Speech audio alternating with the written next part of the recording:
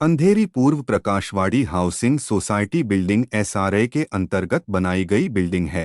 यहाँ के लोगों का आरोप है कि यहाँ बोगस लोग रह रहे हैं। लोगों का कहना है कि जिनके घर नहीं थे उन्हें भी एसआरए के तहत घर मिला है। ऐसे स्थिति में आरपीआई नेता नवीन लादे लोगों की मदद के लिए आगे आए हैं। उन्होंने सोसाइटी के लोगों को आश्वासन दिया है कि वे उचित कार्रवाई करेंगे और लोगों को न्याय दिलाएंगे। पेश है हमारी खास रिपोर्ट। आने के लिए खूब खूब धन्यवाद। जय हिंद, जय भारत।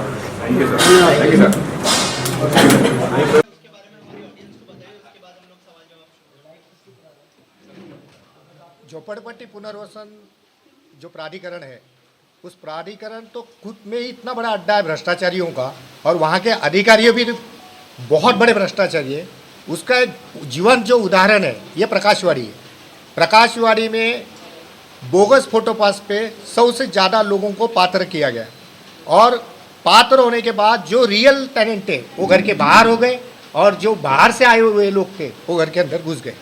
इस तरह से भ्रष्टाचार ये जो किया हुआ ये वैशाली लंबाटे जो उप जिलाधिकारी है, जो पहले माले पे झोपड़पट्टी पुनर्वसन प्राधिकरण में बैठती है, वो 10 से 15 लाख रुपए का रेट लगा के पैसा लेती है और लोगों को पात्र करती है, वो भी बोगस फोटोपास बना के। इस बारे में हमने सतीश लोखंडे को कई बार बोले, कई बार लेटर दिए, हर प्राधिकरण में हर किसी को मिले, उसके बारे में हजारों कंप्लेंट की, लेकिन सुनवाई कुछ भी नहीं हुई। इसके बाद हमने जो है वो हमारे आमदार जो है संतोष बांगर जी, इन्होंने ये विधिमंडल में इस बारे में तारांकित मुद्दा ये अभी उठाया हुआ है, और उसके हम लोग राह देख रहे हैं कि क्या अभी न्याय मिलेगा या नहीं मिलेगा। तो ये मामले को लेके क्या पुलिस कंप्लेंट करने की कोशिश की आपने जो वैशाली जीएम के खिलाफ? और वैशाली लंबाटे के खिलाफ तो हमने पुलिस स्टेशन से लेके ईडी से लेके सीबीआई से लेके हर यंत्रणा में हमने सब कुछ डाला हुआ है। उनके बहुत सारे एविडेंस भी हमने जमा किए हुए हैं, जो कि हमने सीओ लोखंडे के पास ये हमने दिए भी है। लेकिन वो भी मुझे लगता है कि उनके ये भ्रष्टाचार का बहुत बड़ा मुखिया है सतीश लोखंडे जी, ये सीओ है वहाँ के, लेकिन ये भी उसमें मिले हुए हैं। सर, आपने कैसे कहा कि अपने एविडेंस है, क्या एविडेंस है? और जैसे एविडेंस है तो हमारे साथ कई लोग जो है अभी बताएंगे अपने अपने बारे में कि उन्होंने पैसे कैसे मांगे हुए हैं, किस बारे में मांगे हुए हैं, कैसे वो ये करती है। तो वैसे पब्लिक अपने अपने खुद की जो है वो बताते जाएंगे। जैसे साड़गांवकर जी है वो अपना भी बता देंगे। अभी मेरा नाम है रघुनाथ दत्ताराम साड़गांवकर। एक्चुअल वैशाली लंबाटे जो है उन्होंने वहाँ पर एक दलाल को अपॉइंट किया हुआ है। वो दलाल का नाम है अजीत पवार।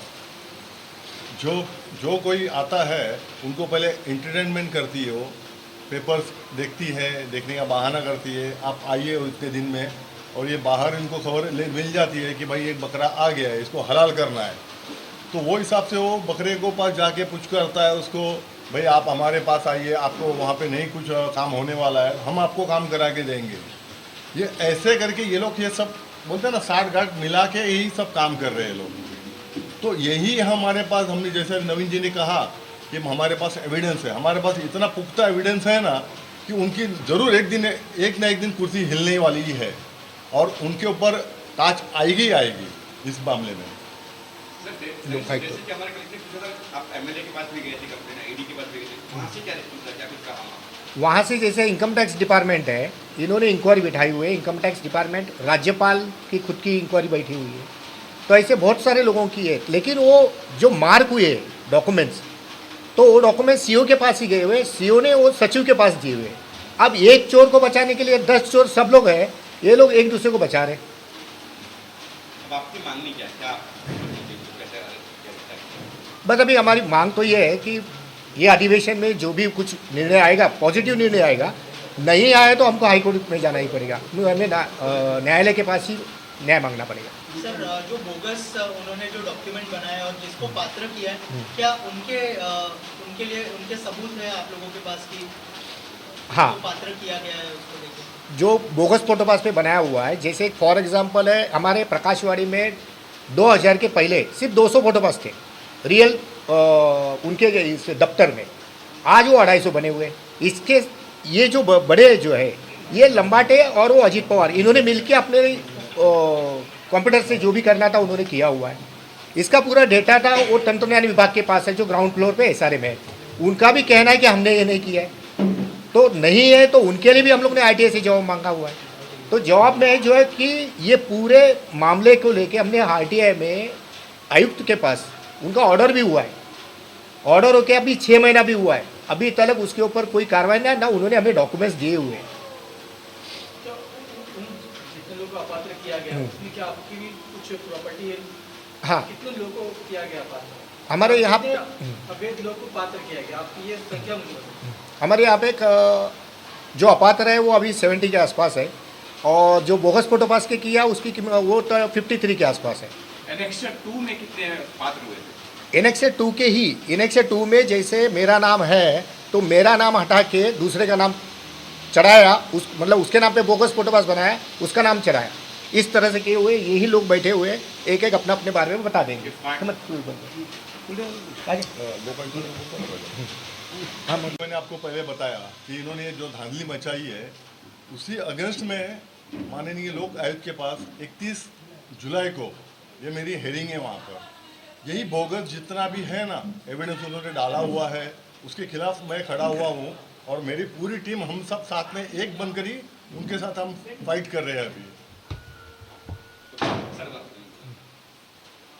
एनेक्सर 2 एक मूल एनेक्सर पहले कॉपी निकलती है। मूल एनेक्सर 2 में ओरिजिनल टेनेंट के नाम होते हैं, बाद में वहाँ वो अपात्र होते तो ठीक है, सप्लीमेंट्री एनेक्सर निकलता है।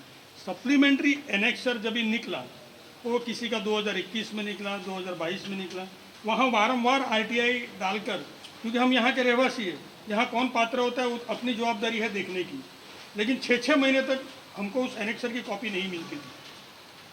लास्ट में 3rd अपील में लोकायुक्त में जाकर ऑर्डर हुई, ऑर्डर होने के बाद भी 6-6 महीने नहीं मिली, लोगों को पता ही नहीं चला। तो इसमें इतना बड़ा सरप्राइज निकला कि लोग आश्चर्यचकित हो गए कि मैंने तो किसी को रूम बेचा ही नहीं, तो मेरे रूम पर दूसरे का नाम आ गया। वैसे ही श्री मनमथ शेट्टी जी बैठे, ये मूल एनेक्सर यहाँ के रहवासी, इनके फादर 15 साल से कॉर्पोरेटर थे यहाँ पर, बॉर्न एंड बर्थ यहाँ का है, पासपोर्ट यहाँ का है, लाइट बिल यहाँ का है, इनको पता ही नहीं कि मेरे एनेक्स पर और किसी का नाम आ गया।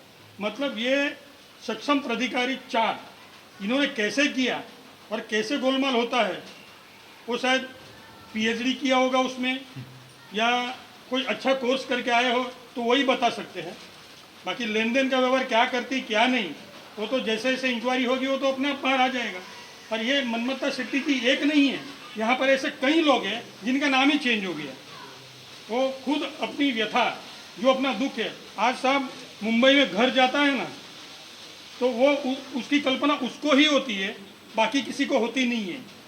आज इतनी व्यथा झेल रहे हम, आप तो अच्छे कलेक्टर के लेवल पे हो या और भी, हम तो दुआ करते कि तू उससे भी बड़ी कहीं बन जाओ, बट किसी गरीब का हक मार के नहीं। ये मेरी विनती है, और यही विनती और एक करूँगा मैं इस सरकार से, जो प्रश्न उठा है आज असेंबली में संजय बांगर जी ने जो उठाया इनके नवीन लादे जी की मेहनत से, तो उस प्रश्न पे ऐसी इंक्वायरी बैठे कि अभी गरीब लोग हाई कोर्ट क्या जाएंगे।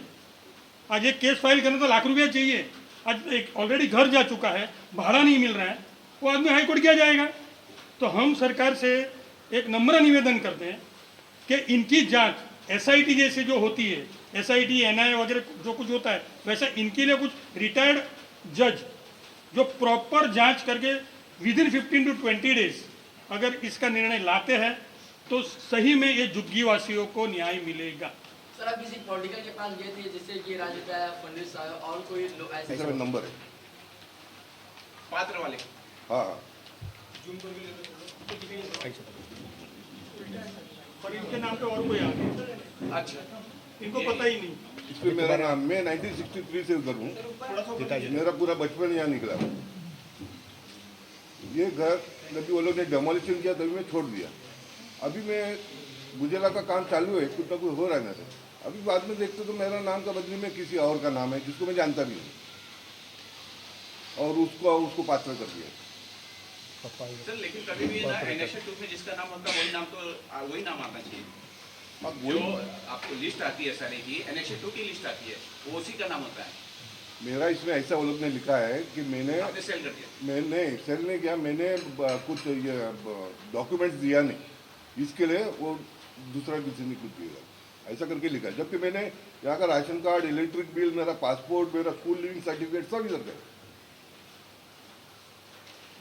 पिताजी कॉर्पोरेट मेरे पिताजी इधर 20 साल कॉर्पोरेटर थे, कृष्णा शेट्टी उनका नाम है, वो साथ में रहते, हम लोग सब साथ में रहते थे। मेरा नाम जसवंती शांतिलाल चौहान, मैं इसी जगह पर पैदा हुई हूँ, बड़ी हुई हूँ। तो मैं यहाँ पे जन्म से यहाँ पर रहती हूँ। मैंने अपनी पात्रता को लेके कई बार उनको मिलने की कोशिश की, आरटीआई डाला। हियरिंग होने के बाद में भी, आरटीआई डालने के बाद में भी आज तक मुझे वो आरटीआई का जवाब नहीं मिल रहा है। कई बार मैं जाके उनसे मिली भी हूँ, वो वहाँ से अपने को इधर से उधर, कभी उसके पास जाओ कभी उसके पास जाओ करके टालते रही है। लेकिन अभी तक मुझे ना तो आरटीआई का जवाब मिला है, ना ही मुझे वो जो एनेक्सर के अंदर मेरा नाम डाला गया है। कम से कम अपात्र करके भी जो अगर मेंशन हो जाता तो भी मुझे पता चलता कि भाई वो अपात्र अगर किया गया है तो क्यों किया गया है, तो हम उसके पेपर की पूर्तता करके अपने आप को पात्र करने की कोशिश करते हैं। लेकिन इसके बावजूद भी आज करीबन 7-8 साल हो गया और आरटीआई डाल के मुझको 6 महीने से ज़्यादा हो गया, लेकिन उसका कोई जवाब मुझे अभी तक मिला नहीं है। कई बार मैं जाके मिल के आई हूँ, तो ये बताया जा रहा है कि अभी वो इलेक्शन ड्यूटी पर है। फिर बाद में डिलीवरी के लिए गई है, उसकी जगह पर कोई दूसरा उसका चार्ज ले रहा है। और जिन्होंने चार्ज लिया उनसे भी मेरी बात थी, कोई विद्या करके उनका नाम था। मैंने उनसे भी बात की, उनके क्या बोला कि मुझे 15 दिन का समय दो, मैं आपको आपका रिपोर्ट्स देती हूँ। जो मुझे जानकारी चाहिए थी उसके लिए मैंने उनको लेटर दिया जो मेरे पास था। लेकिन 15 दिन के बाद में मैं जब जा रही हूँ तो बोलता अभी तक मेरे पास चार्ज आया नहीं है, जिस दिन चार्ज आएगा उस दिन हम आपको इन्फॉर्म करेंगे और उस दिन आके आप ले लेना करके। आज उसको भी 6 महीने से ज़्यादा हो चुका है। कई बार मैंने उनको जाके मिलने की कोशिश करी, लेकिन मुझे अभी तक उसका कोई जवाब नहीं मिल रहा। मैं सर तभी भी एक जानना चाहूँगा, डेवलपर ओमकार रियल्टर डेवलपर देखा ओमकार है, ओमकार ठीक का। है। ओमकार का हिस्ट्री तो अच्छी है नहीं, भाई सबसे गंदी हिस्ट्री है। तो उसके बाद भी आपने ओमकार को कैसे दे दिया? नहीं ओमकार तभी 2010 में आया हुआ है ना, 9 में आया हुआ है। तो अभी रिकॉर्ड अभी खराब हुआ, तभी अच्छा। हाँ ओमकार की हिस्ट्री तो मलाड से मैं जानता हूँ अच्छी नहीं है। फिर आपने एक भी बार ओमकार का जिक्र नहीं किया कि उसका हाथ हो सकता है इसमें? नहीं ओमकार का भी हाथ है ना इसके अंदर, ओमकार का भी हाथ है, क्योंकि उसको ओसी चाहिए थे। 2021 में उसने ओसी लिया और लेके गया, जो कि ये प्राधिकृत मंडल जो बिठाया ना, वो इसी चीज़ के लिए ओमकार ने बिठाया था, ये जो SRA को लेके। और जिन लोगों का पात्र किया गया मतलब अपात्र तो नहीं कह सकते, जिन लोगों का नाम नहीं लेकिन किसी और का नाम डाला गया, उनका लिस्ट होगा क्या आपके पास जिनके नाम है ना? हमारे पास वो लिस्ट है, 53 लोगों के है। 53 हाँ। बता सकते हैं तो वो लिस्ट में दिखाते हैं। जिन लोगों का नाम ऐड किया गया तो उन लोग से आपने बात की कि उसका नाम तो बेसिकली पात्र में नहीं आना चाहिए, लेकिन हो चुका है, तो उन 53 लोगों से आपने कुछ बात किया? नहीं, हमने उसके बारे में किसी से बात नहीं किया। हमने डायरेक्ट पुलिस स्टेशन में अर्जी दिया, जैसे मनमत्ता शेट्टी जी है और जो आए हुए हैं उन्होंने पुलिस स्टेशन में अर्जी दी हुई है। सर मेरा नाम अस्मिता पंचाल है, मेरा 49 एज है। यहाँ से ही मैं पैदा हुई, यहाँ ही रहती हूँ मैं सर। पर उन्होंने हमें यानी घर नहीं दिया, नहीं घर का भाड़ा दिया, और लिस्ट में हमारा नाम है। प्लस हमने उनको सब यानी लाइट बिल से लेके लिविंग सर्टिफिकेट, स्कूल की सर्टिफिकेट, कॉलेज की सर्टिफिकेट सब दिया है उनको, फिर भी उन्होंने हमारा काम नहीं किया, ना भाड़ा नहीं दिया। आपका कितने महीने बड़ा हुआ स्टार्ट से एंड तक? स्टार्ट से एंड तक भाड़ा ही नहीं मिला। कितना साल हो गया? 10 साल। और शुरुआत में कितना भाड़ा का बोला था? 13,000। पूरे भाड़े का। ओके, और उससे पहले मतलब जब आपका नाम नहीं आया तो आपने पूछा उनको क्या रीज़न है उसके पीछे, कौन सा डॉक्यूमेंट कम है? जैसे आपने कहा कि सारे डॉक्यूमेंट दिए आपने, वो इन्होंने जो है वो सब जगह करस्पॉन्डिंग की हुई है। जैसे अपर जिलाधिकारी, उप जिलाधिकारी है, वहाँ पे उन्होंने जो 35 अन्वय करके फिर 3 नंबर के फॉर्म होते हैं, जितने फॉर्म भरने थे उतने सब जगह फॉर्म भरे हुए हैं। लेकिन अभी दिक्कत ये है कि ये जो वैशाली लंबाटे जो बैठी हुई है उसको चाहिए 10 से 15-20 लाख के आसपास, मतलब आपकी घर की वैल्यू है 70 लाख, तो आपको उसको 20 लाख रुपया लेके जाने का और काम करके आने का। आपके डॉक्यूमेंट्स हुए तो भी ठीक और नहीं हुए तो भी ठीक। सर इस पर भी मेरा एक क्वेश्चन बचता है कि आज शुरू से जब ये इतनी चीजें हो रही थी, कमेटी चेंज हुई क्या पहले कमेटी जो स्टार्ट से है वो कमेटी चेंज हुई क्या? हाँ, वही कमेटी को डेवलपर ने और एसआरए ने चेंज करके प्राधिकृत मंडल को लाया। कमेटी थी उनकी जिम्मेदारी होती है ना कि हाँ, तो उनको हटाया गया। जो पहली कमेटी होती है, जो कमेटी किस लिए बनती है सर की, ये पात्र होने चाहिए, जो हमारे लोग हैं पात्र होने चाहिए, अपात्र होने चाहिए, उनको घर मिलने चाहिए, इसलिए कमेटी बनती है, प्लस एक वकील नियुक्त होता है। बराबर है, ठीक है। तो वो कमेटी को अभी हटा दिया गया क्या? हाँ, वो कमेटी को हटाया गया है। तो उस पर आपने वो ऑब्जेक्शन मतलब कुछ कंप्लेन नहीं किया क्या? वो कमेटी भी शामिल होगी उसके अंदर? पहली जो कमेटी थी वो बिल्डर ने हटाई, उधर आया प्राधिकृत मंडल, फिर प्राधिकृत मंडल ने 2.5 साल में ये सब काम किए, इसके लिए हमने उनको हटा भी दिया। अब यहाँ पे प्राधिकृत अधिकारी है, एसआरए का प्राधिकृत अधिकारी यहाँ पे नियुक्त किया गया। हाँ, अभी फिलहाल वो है। तो अभी ये पूरा अंडर कंट्रोल एसआरए के हाथ में है। अभी कोई चेयरमैन सेक्रेटरी कोई नहीं।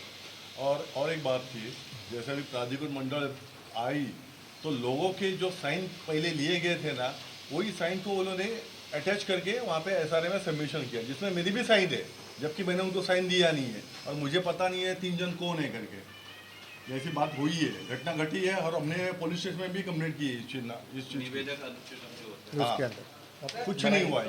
मराठी के बेटे 15 से 20 लाख रुपए जो मांगे हुए, जो आप पे पीछे बैठे हुए, उनका एक अपना इसमें स्टेटमेंट में बता देंगे वो। सर, जो कई बिल्डर हैं जो कि जो है ऐसे फ्रॉड हो रहे हैं, लोगों के साथ आम जनता को लूटा जा रहा है, क्या लगता है जो ऐसे लोग जो ऐसे बिल्डर हैं जो आम जनता को लूट रहे हैं, उन पर कैसी कार्रवाई होनी चाहिए, किस तरह की कार्रवाई होनी चाहिए? पहली बात तो जो एनेक्सर 2 जो लाया हुआ है, वो एनेक्सर 2 लेना ही नहीं चाहिए। झोपड़े के बदले घर, ये नियोजन होना चाहिए, तो भ्रष्टाचार होएगा ही नहीं। जो क्योंकि हमारे पास डॉक्यूमेंट्स है नहीं है कुछ है, वो सब देखने के लिए, फिर उनको पात्र करने के लिए, फिर उसके लिए 2 लाख से लेके 15 लाख 20 लाख तक देने तक, फिर इनका अड्डा ही बन गया उसी वजह से। जो महाराष्ट्र शासन ने ये शासन निर्णय जो लाया हुआ है उसको ही क्लोज कर दो कि एनेक्सर बनाओ ही मत, झोपड़े के बदले फ्लैट, बस यहाँ पे वो भ्रष्टाचार का सब अड्डा ही बंद हो जाएगा। पांचाल है, मैं यहाँ ही रहता हूँ, यहाँ ही पैदा हुआ, यहाँ ही उम्र है। अभी ये मेरा भाई का फोटो पास है, अभी उनका एनेक्सर। मेरे भाई को 2013 में पात्र किया था, अभी लंबाटे मैडम ने अपात्र किया। वजह उनको हमने पूछा, भाई काय की लापात्र किया, डॉक्यूमेंट क्या है? 2005 फोटो पास बोले तो झोपड़पट्टी बनवाई, ये तो तुम्हारा गवर्नमेंट ने दिया, इसमें तुम्हारा झोपड़ा था, इसके ऊपर ही घर मिलना मांगते, तो अभी तक घर नहीं मिला, ना भाड़ा मिला। तुमसे मांगने जाए तो पैसे मांग रहे, जो हमारा घर है, हमारा झोपड़ा है, हमारा डॉक्यूमेंट है, पेपर से काय कर देना। हमको पात्र करने का रीजन क्या है? अगर हमको पात्र किया तो ये फोटो पास क्यों दिया हमने? ये बोकस तो नहीं, आप चेक कर सकते किधर भी लेके जाके। बाकी लोग ने बोकस फोटो पास किया, हमको घर मिल गया, सब कुछ मिल गया। आज हम गरीब आदमी है, किधर भाग दौड़ नहीं कर सकते, इसके लिए हमको घर भी नहीं और भाड़ा भी नहीं और कुछ ही नहीं। जो पैसे की मांग किया जा रहा है, कितना मांगेंगे? 8 लाख दो, 10 लाख दो, जैसा आदमी के वजन के ऊपर है। कौन क्या करता है, बोले तुम ऑफिस में काम पे दो 15 लाख रुपया दो, और मैं रिक्शा चलाता हूँ तो बोला 8 लाख रुपया दो, अरे 8,000 नहीं मिले, 8 लाख रुपया कहाँ से दो? जब गवर्नमेंट ने मेरे को घर दिया, फोटो पास तो मेरा घर था ना, तो हमको हमारा झोपड़ा ही रहने दो, हमको बिल्डिंग नहीं मांगता है, हम हमारे झोपड़े में खुश है, यही चीज करना है। तो अब क्या इस मुद्दे को लेकर महाराष्ट्र सरकार को जो है अपने अभी महाराष्ट्र को हमारे में सब लेटर वगैरह सब दे दिए, तो अभी आपके वजह से कुछ अगर होता है तो गरीबों को घर मिल जाए तो बहुत अच्छा है।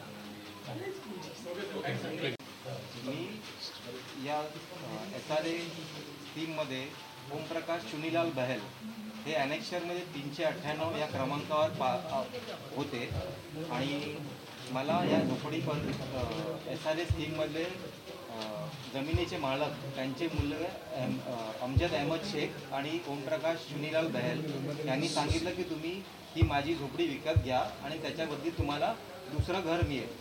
तर मी त्यांच्यावर विश्वास ठेवून हे घर घेतलं आणि त्याच्यानंतर आता या वेळेला जवळ 10-12 वर्ष पूर्ण झाली आणि आता माझ्या असं माहितीमध्ये आलं आहे की ही सदर झोपडी एक तिसऱ्या व्यक्तीच्या नावावर झाली आहे आणि त्या झोपडी विकण्याचं आणि त्याचे व्यवहार करण्याबद्दल ते जागेचे जे मूळ मालक होते ओमप्रकाश चुनीलाल बहेल यांना देखील याबद्दल काहीच कल्पना नाही आहे. आता त्याबद्दल तुम्हाला असं दाखवू की माझं जे ॲनेक्शरमध्ये नाव होतं हे 398 क्रमांकावर त्यांचं नाव आहे ओमप्रकाश चुनीलाल बहेल.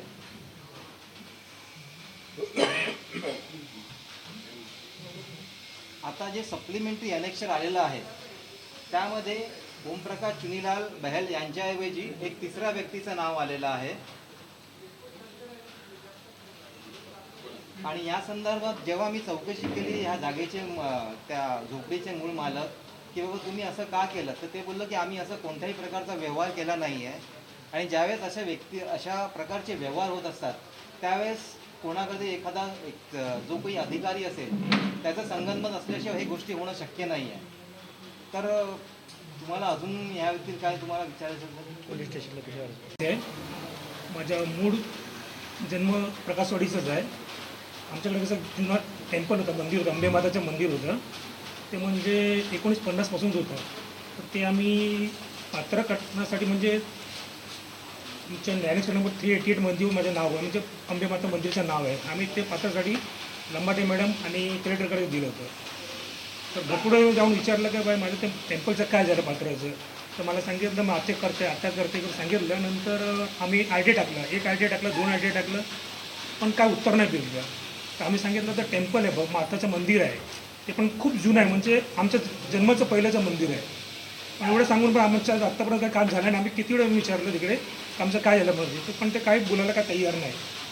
तर आता मंदिरचं पण आम्ही काय करायचं ते समजत नाही. तर पुढचे प्रोसिजर आम्ही काय कुठे जायचं बरं. आम्ही प्रत्येक ठिकाणी लेटर टाकलं, म्हणजे मंत्री, उपमुख्यमंत्री, नंतर आठ म्हणजे भरपूर ठिकाणी आम्ही गेलो, पण आत्तापर्यंत आमचं काही उपायच नाही झाला. हो, मंदिरचा मुद्दा आहे. जसं याच्यामध्ये जे एनेक्सर 2 जे बनवलं त्या एनेक्सर 2मध्ये असणारी जी 2 मंदिरं या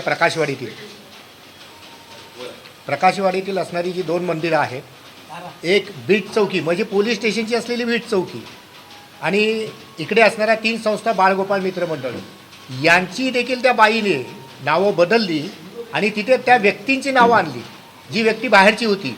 म्हणजे या बाईला कोणीही असं तिला काहीच भीती नाही आहे किंवा तिला काही हे नाही आहे, एवढी खुंखार बाई आहे ती.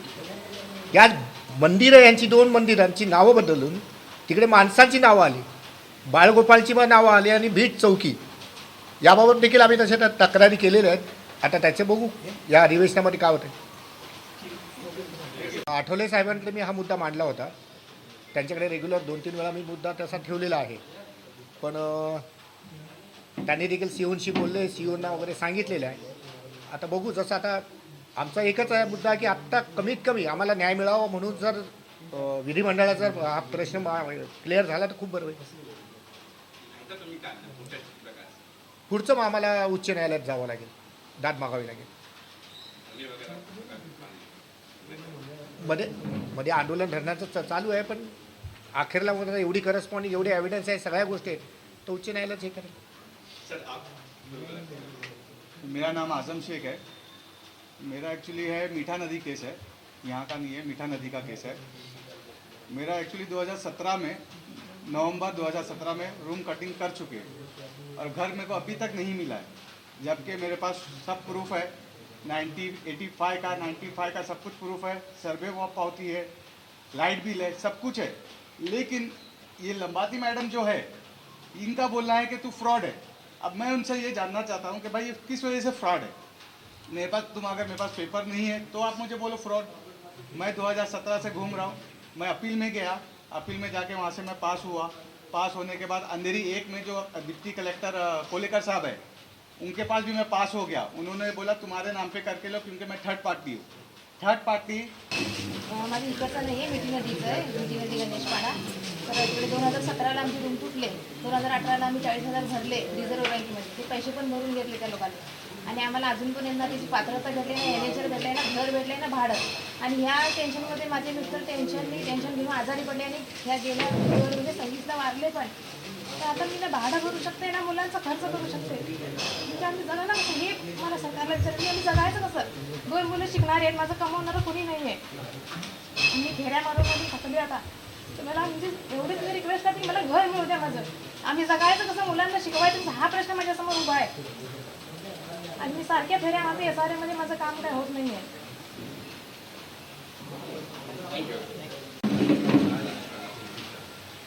सबसे पहले तो ये जो वैशाली लंबाटे है, इसके 3 साल पूरे हो चुके हैं. इसको 2 साल तो बढ़ा के दिया, तो ये भी जो बढ़ा के दिए पहले इसको भगाओ. सरकार से पहली मांगी है. ऐसी भ्रष्ट जो लेडी है ये हमने कभी देखी नहीं. पहले इनको निकालो.